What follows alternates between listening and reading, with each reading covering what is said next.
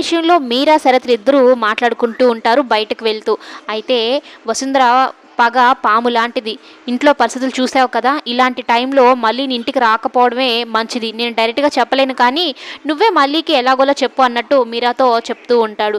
సరే అన్నట్టు మీరా కూడా చెప్తుంది. అయితే ఓవైపు గౌతమ్కి నీలిమ ఫోన్ చేసి వసుంధర మళ్ళీని కొట్టింది, గాయమైంది, చాలా నీరసంగా ఉంది, వదిన పడుకోంది అని చెప్పగానే మళ్ళీని కొట్టింది అన్న మాట వినడంతోనే కోపంతో ఊగిపోతాడు గౌతమ్. సరే అది సార్, నేను అర్జెంటుగా వెళ్ళాలని అయితే తన మేనేజర్కి చెప్పేసి వెళ్తూ ఉంటే ఇంకా ఆయనేమో బాబు ఒక అర్జెంట్ పని పడింది, ఒక ఆర్డర్ ఇవ్వాల్సి ఉంది, నీకు అవసరమైనప్పుడు నేను పని ఇచ్చాను కదా, మరి నాకు అవసరమైనప్పుడు నువ్వు ఉపయోగపడాలి కదా అన్నట్టు చెప్పడంతో ఇంకా తప్పని పరిస్థితిలో అందులో తనని ఆదుకున్నాడు. తనకి సహాయం చేయాలని గౌతమ్ ఒప్పుకొని ఆటో అయితే తీసుకొని వెళ్తూ ఉంటాడు ఆర్డర్ ఇవ్వాలి అన్నట్టు. దారి మధ్యలో ఆటో ఆగిపోతుంది.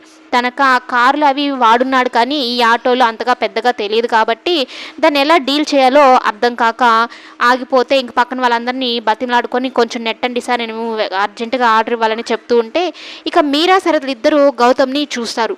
గౌతమ్ ఏదో జాబ్లో జాయిన్ అయ్యాడన్నట్టు మళ్ళీ చెప్తుంది.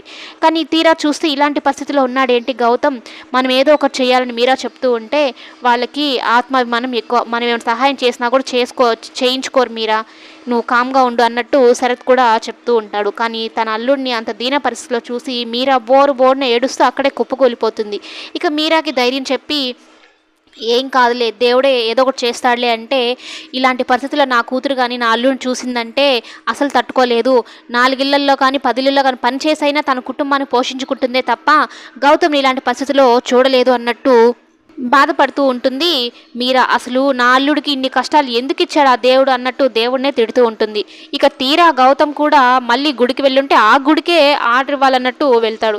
మరి ఒకరికొకరు ఎదురు పడితే జరిగే పరిస్థితులు ఎలా ఉంటాయి అనేది కమింగ్